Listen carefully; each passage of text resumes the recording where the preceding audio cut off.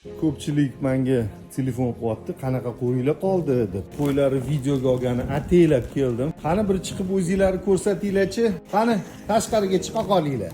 Qani mana shunaqa boqma qo'ziqo'chqonlarimiz bor. Bular 10 oylik atrofida shu bo'rdoqlikka boqish uchun bular o'sha 150-200 kilo bo'lib ketadi. Yaxshilab mehr berilsa, bir-biridan sal bir-biridan go'zal. Naryoqda ham bor, ularni ham ko'rsatamiz hozir. Yuringlar endi, joylarga kirasizlar. Qani? Shoxliklari ham bor. Ko'pchilik qo'rqadigan bo'lib qolgan. Vaholanki o'zi aslida shoxliklari qurbonlikka so'yish kerak. Chunki shoxi bo'lmasa ham bo'ladi deyilgan joyi bor ekanda, shayx kitoblarida. Buni nima degani desa, afzali shoxli bo'lgani degani-da.